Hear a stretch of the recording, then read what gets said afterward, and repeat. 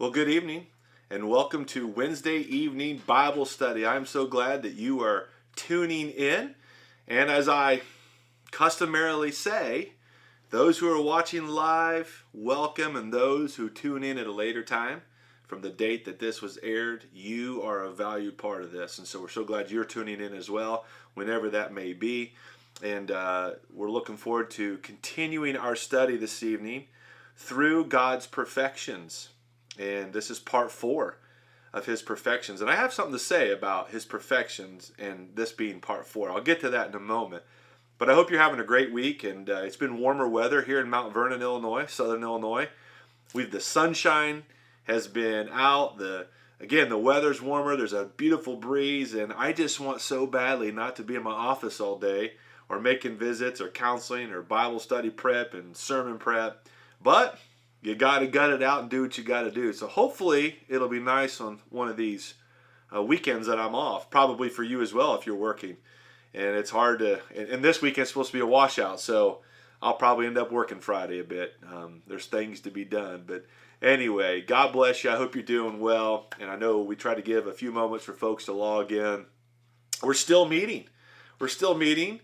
Online on Wednesday nights, and hopefully at some point we can open Wednesday nights back up. Wouldn't it be great if there was a renewed emphasis to midweek Bible study, people showing up and being a part of it here at the church? I would love that. It's good for our church. It's good for us to carve out time during the week and say, Lord, we're halfway through a busy week, halfway through the chaos of life in this week of our lives, and I want to carve out time to say, Lord, I just want to get in Bible study and be with other believers. And so right now it's online. Hopefully we'll come back, and we would love to come back to one service for our church. The numbers don't justify continuing 2 services as it stands now. I would love to get back to 2 services in the future because we've got so many people pouring through the doors, but that's not where we are, and that's okay because it's not about numbers, it's about depth. And here's the deal: we're continuing to reach people. We're having people saved. We're looking to schedule a baptism here soon. We've had people join the church during pandemic, and I'm so proud of our faithful followers and believers of Christ that are part of Logan Street, that have just continued to be a part of the church through all of this, in one way or the other. Even when they've had to miss time, they get back at it and they're back. And kudos to you. God is pleased. That's a great testimony. And we're looking forward to getting more people back every day. But when will we go back to one service seems to be the question. Now, for those who've been coming for months or throughout this whole pandemic, let's sit down and have a conversation. For those who haven't been here for a year, and then you finally get your shot and you're coming back and you're like, why can't we go to one service? I'm going to be honest, it is hard to relive the conversations that we've been having for over a year. We're doing what we're doing for a reason, and we have adjusted and responded to the need of the hour, and now we're getting ready to open up. And so anybody that wants to ask that question, because that's going around churches in general, it's going around Logan Street, my response to you, and you share this response when people say that, are you ready to serve? Or do you just want to sit and be a part of the sermon? Great, we want you there. Or do you just want to sit and want your Sunday school class the way it was? Great, I can understand that. Don't we all want to get back in our groups? And groups have been going, though. I mean, the church is like, when we're getting back, we've never ceased. We've been going. Groups have been meeting. We've been preaching. We've been having services. So we've never really left. But if you're coming back, the answer is, when people are ready to serve, we can't get ahead of those who are willing to be ushers and greeters. We can't get ahead of those who are willing to come back and serve in our extended care with our little kids, our children, and Sunday school teachers for both hours, right? We're swinging it for 1 hour, barely, and it's hard to do the second hour, but when we go back to one service, we're going back to 2 Sunday schools, the need for kids classes, and though we may not have the numbers of kids back yet, we've got to be prepared for that, and we're going to have to make changes in the way we structure. There is a lot at play, and so I don't expect everyone to understand. Just trust that your pastor and your staff and lay leaders are coming together and having conversations about how can we now adapt to people getting a vaccine and wanting to come back, and more people coming into church. Although I can't say that our attendance has been just shooting through the roof, or even over the last few weeks. We've maintained a pretty consistent attendance this last month, and that's encouraging. But there's a lot of factors into going to a 2-hour format where we have Sunday school, but we have 2 hours of kids ministry, and so I don't want to beat that to death, but we're not there yet because we don't have the volunteers and we don't have the structure in place to support a move. So for now, it's 2 services. But if you're like, I can serve, where can you use me? Even if it's working with kids, contact the office. Let us know, because the more people we know who are willing to serve, maybe even outside their comfort zone, the quicker we can get back. Because I think we are at a tipping point where we can get back, not to normal. There's never gonna. What's the new normal? That's yet to be determined. But it's not gonna go back to the way it was. We all have to be in agreement with that. But can we get more groups in here, and can we restructure things yet again over this past year plus in response to how things are shifting and morphing? So it's just going to take people coming back and saying, I'm willing to serve. I was on the phone this morning. We need someone. I'm sorry if you're visiting. I'm going to get to some great content here in a minute, but this is a good time for me just to talk to our church folks, and people can go back and listen to this if they missed it, or maybe you might recommend somebody. Go hear what Pastor said, Wednesday night. And this isn't an exhaustive thing. I'm looking at a camera, and I'm just trying to give a broad stroke, if you will, of where we are. But we need somebody. We need a couple people who are saying, I am willing to get a chauffeur's license, or I'll use my personal vehicle on behalf of the church to pick up some people. We've got some seniors that want to ride. And we have a 90-plus-year-old woman picking up other people, other seniors from senior assisted living and places like that here in town, and she's doing it because there's such a need. And can you imagine that? I mean, thank God for this particular person and what she's doing, but we need some people to step up and say, I'd be willing to take a Sunday and pick up and bring to church and then drop them off after church.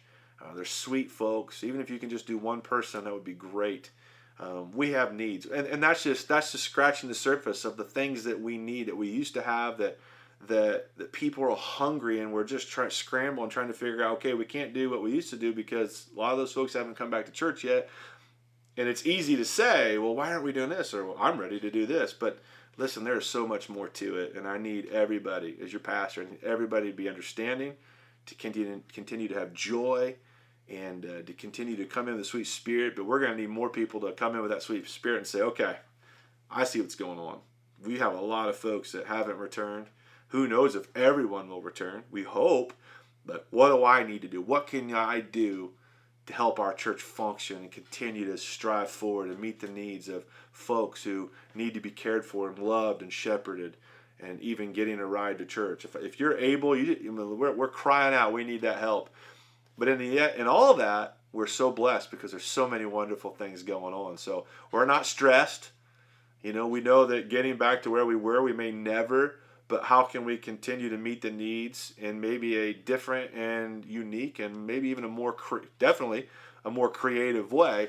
That's what's in front of us. Now let me talk about the virus real quick before we get into his perfections. Let me just say this. I want to address this with our church. And I don't have to do everything Sunday morning. This is a time that we meet as a church, and I would hope and expect that our church folks would make every effort to tune in Wednesday night. So this is for you, church. But, I was watching the news this morning, and they're now beginning to emphatically share that if you got your vaccine in December, they're not sure if you're still covered. Some of these vaccines, now they say 40, 50% effective. Johnson & Johnson's only 70. There's new strands coming out. So when you factor in the fact that maybe, we don't know how long these vaccines will actually work. They're not 100% effective by a long shot. And there's other strands coming out. I mean, at some point, we're just going to have to say, listen, I'll take every precaution. But if we're the church, I'm committed, or I'm not. we've got to overcome fear, and we've got to be in. And you probably wouldn't want a pastor who wouldn't want people to come back to church. But you know what? What I'm sharing is absolutely not my opinion. It is the word of God. Forsake not the assembling of yourselves together, as is the manner of some. And so much more as you see the day approaching. And we see what's going on. And there is, and look, all of us have had this moment of, boy, this is serious. And we need to listen to the professionals, and we've closed the church, but your pastoral staff, your worship team, and so many other leaders. We've never quit church. We've been shooting services on Sunday even when the church wasn't here. We went live. We've never quit. We're trying to lead by example. The point is we've taken precautions. Okay, and then after a few months, you realize the science and the data doesn't support the fear that is being put out by the media. So we reopened ahead of some churches, to be honest with you, but wisely. And we've never had an outbreak in our church. Praise God for that. We've moved forward. We've never had people come and then get sick because they came to church. I mean, that's just not happened. Praise God for that. And hopefully we've been through the worst of it. But we've got to press forward. People have got to step up and say, I will serve. Because the church is serving in the most dire need, definitely in American culture's history, but maybe in the history of the world. The great falling away is taking place. So I'm not going to beat that anymore. I'm not even trying to beat anything. I'm trying to rally our troops and say, listen, get your vaccine, but it's not going to be what you hope it is. If your hope is in a vaccine, and your hope is in 100% certainty that I can come to church and be safe, I'm just here to tell you, you're never going to get that. It's not going to happen. So what are you going to do with it? And you make your choice. You don't affect me. You don't affect us. That's your choice. But I'm hoping you will choose to say, maybe cry out, Uncle, I'm going to do the best I can, but I'm going to overcome fear. I'm going to overcome anxiety. And I'm just going to be as safe as I can, but I am going to serve Christ. I'm going to be faithful to the end. And we've got some warriors coming through this door. It seems like so many folks. We had a 96-year-old man here Sunday, sat up front, and he has been coming pretty much the whole time. But he came Sunday and said, you're not keeping me out of church. God's been too good to me. And some would say, well, he's the one that shouldn't be there. No, I'm saying he should be here because he knows his age. He knows what God's done for him, and he wants to be here. He's like, I would rather be here than anywhere else. Praise God for that. I'm so thankful for him. Well, tonight, let's jump into this, shall we? Knowing the God of the Bible. We need to know who he is. We need to be reintroduced to who God is, the God of the Bible. That was a long intro. And so let's dive into the word. Thank you for those that are still logged in, who are being patient. And here we go. Well, it would be impossible. Let me say, it would be impossible to define God exhaustively. Who can do that? How's that? That's just not going to happen. The Bible makes it pretty clear that we can't know. We walk by faith, and there are just certain things we'll never know until we get to heaven. We can never know what God has in store for those that love him this side of heaven. We can't. So we walk by faith for better days, a better future, right? God is more than the sum total of his perfections, by the way. He just is. When we have listed all the attributes that there are to be listed about God in Scripture, we still haven't scratched the surface of who God is. And to me, that's exciting. We know enough to know he is a good God. He's a gracious God. He's a merciful God.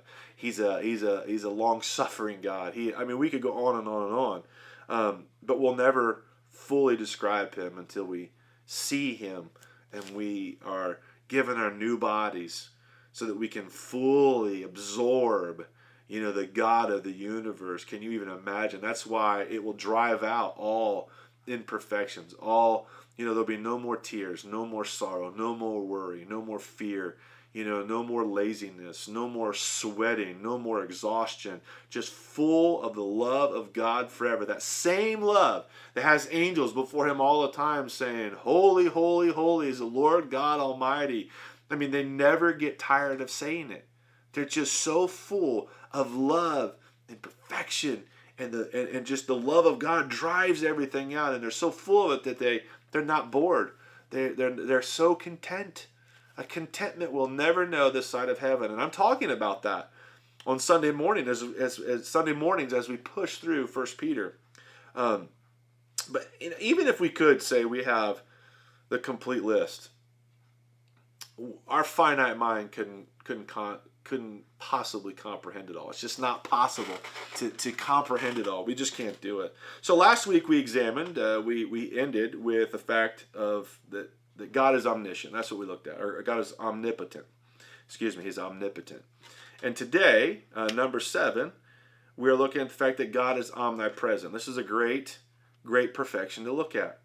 He is omnipresent. So what is the meaning? That's important. Well, we want to define this as best we can. And so just trying to pull out one verse, my goodness, are there not many?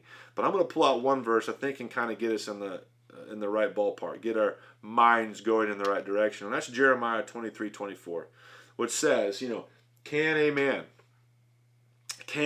man hide himself in secret places so that I cannot see him? It's a question, a rhetorical question. Declares the Lord. Do I fill heaven and earth? Question mark. Well, of course, for both of these. Declares the Lord. So the attribute of omniscience means that God is everywhere present with his whole being at all times. He's everywhere in fullness at all times. There is nowhere you can go that God isn't there. He is everywhere at all times. He's not in the earth. He's not the earth. He's not any of the created things that men tend to worship. God is the creator of all things. Therefore, he's everywhere. You cannot outrun the presence of God. He's with you all the time. And when we're mindful of that, it changes our perspective on living, on life, on sin. When you think about it, you can't go anywhere and sin in secret. There's no such thing. Secret sins may mean others may not know, but God fully knows. Our guardian angels who are with us all the time are right there watching and grieving over the enemy that they are pushing back at all times, only allowed to oppress us, not possess us if we have Christ, but to oppress us if we allow them. If we want to give in to sin, our guardian angels have to give way to the ones they're fighting to allow them to oppress us because we're giving in to the things that the enemy is throwing at us. And that's a whole nother sermon in itself. We don't worship angels either. We don't worship Mary. We don't worship the apostles. We worship Jesus Christ. But God is everywhere, and we need to know that. So what is the application to this? Let's make it real for us. I think the application, the first thing we can look at is that no unbeliever can possibly escape God. You cannot escape God, as I've just said. Let me take us to Hebrews 9:27. And just as it is appointed, for a man to die once, and after that comes the judgment. So you cannot escape God. And there is a judgment, as this verse tells us. When you look at it, it is appointed unto us to die. There is an appointed time to die. And let me just take a moment in light of that long introduction I gave, kind of rallying the troops and saying, here's where we are, and here's what we have to overcome, and here's what's in front of us, so that we can regather differently than we are now, although the way we're doing it now is working, and God is honoring it.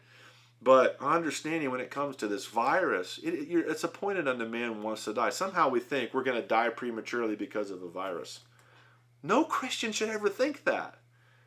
And if you do, well, take heart in this verse, Hebrews 9:27. It is just as it is appointed for man to die once, and after that comes the judgment.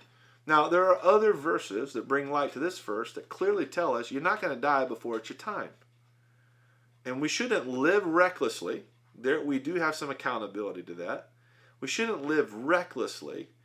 But if you're serving God, and if you're honoring God with your life, you're not scared of anything that may take your life because you're in God's will. But if you're not in God's will, you're scared of everything else. That's a fact. We need to understand this. No believer can possibly escape God.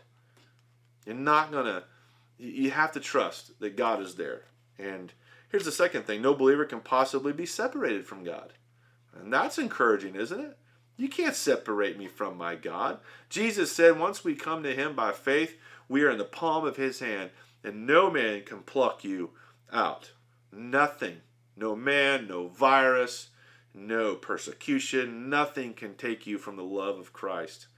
We're never separated from God the moment we accept Jesus by faith, the way the Bible lays it out. And it begins with confession and remission of sins. I am a sinner in need of a Savior. Therefore, I cry out and acknowledge that's Jesus Christ. That's your Son, God. He's the one that can save me. Jesus said, I am the way, the truth, and the life, and no one gets to the Father but by me, by Jesus Christ, on his terms, not ours. His way, not our way. His path, not our path. And so let me take you to Romans chapter 8, and hopefully you can see that okay. Here's what Romans 8 says. Who shall separate us from the love of Christ? Question mark. Shall tribulation, or distress, or persecution, or famine, or nakedness, or danger, or sword? Question mark. I mean, look at this. There it is. As it is written, for your sake we are being killed all the day long. We are regarded as sheep to be slaughtered. No, in all these things we are more than conquerors. We are more than conquerors through him who loved us. For I am sure that neither death, nor life, nor angels, nor rulers, nor things present, nor things to come, nor powers, nor height, nor depth, or anything else in all creation will be able to separate us from the love of God in Christ Jesus our Lord.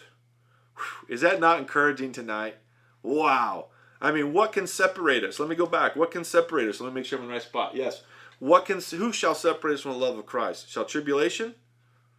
No. Are we going through a bit of tribulation? Sure. Or distress, or persecution, or famine, or nakedness, or danger, or sword? I mean, when you think about pandemic, it's covered here. So that separate us? No. So what's our fear? As it is written, for your sake we are being killed all the day long. We are regarded as sheep for the slaughter. Knowing all these things, we are more than conquerors through him who loved us. It's just worth reading this verse again. For I am sure, and are you sure this evening? Are you sure that you rest in his arms? Are you sure? Are you sure? For I am sure that neither death, nor life, nor angels, nor rulers, nor things present, nor things to come, nor powers, nor height, nor depth, nor anything else in all creation will be able to separate us from the love of God in Christ Jesus our Lord. Boom. Is not God good? So no unbeliever can possibly escape God. You cannot outrun God with your life. You cannot get away from him. He is everywhere all the time, and he loves you, and he is for you. But understand this, as I shared in Hebrews 9:27. And just as it is appointed for man to die once, and after that comes the judgment, no believer can possibly be separated from God. No believer can possibly be separated from God in Christ. But we will die, and that day is appointed. Our death is already written. It is final. It is appointed. I am not going to die one day sooner or one day later than what God has already appointed before the creation of the world. The Bible thus tells us this. I even threw in the thus for some importance. Listen, the Bible makes that clear, and we need to live courageously in light of that. And so many have. I'm so proud of you, the way you've handled things and pressed forward for the cause of Christ. In dark hours, that's when the light needs to shine the brightest, because we know that God is everywhere. So next week we will look at this, that God is omniscient. He is omniscient. We're going to continue this. Listen, these are terms that you need to know. Knowing this gives you boldness, courage, gives you the audacity to go ahead and share the gospel and be the light and live in these troubled times with a sense of encouragement and assurance in love that others can't possess. Because the lost world, those who don't really know Christ, listen, church, they are living in fear. They are dominated by fear. These are the people who just absolutely even if they say they love Christ, and I don't doubt that they do, but their fear is bigger than their God. And that's not how we're to live and reign. You know, I shared in the Heart of the Church service, those who were able to be here, we have a booklet still available for those who may have missed it, that we have people, we're doing more for local missions than maybe we've ever done as a church. And it is awesome because there are people who are out there living courageously doing it. You know, they don't just show up for meetings. They show up for meetings and they're out there serving and giving their life as a sacrifice for their fellow man. That's where it's at. And that's the gospel, lived out clearly. Well, thank you for tuning in. It's been it's been right at 25 minutes. I don't want to go any further. Next Wednesday night, I'm not going to give a huge long introduction. We're going to get right in. I have several more points. We'll still be in part 4, extended, of his attributes, and we're going to look at that God is omniscient and some other things. And I'm telling you, it just continues to get better who our God is. So God bless you. Thanks for tuning in tonight, and I hope you have a tremendous week. Tomorrow morning, I'll be back at it with what the Word will do. We're still in Proverbs, and I pray that's been a blessing for you. We all need a little wisdom. We need to just get some practical wisdom from the wisest man that ever lived. And these words aren't just from a wise man. These words in Proverbs are from the Holy Spirit of God. And he had Solomon write these things, but Solomon wrote as he was moved by the Holy Spirit. So we can trust it that it's truly the Word of God. We need some practical wisdom, a good reminder in the days in which we live. So God bless you, and I hope to see you not only tomorrow morning, but here on Sunday or live. Tune in live as we record every Sunday morning, Facebook and YouTube. God bless you. Have a good evening.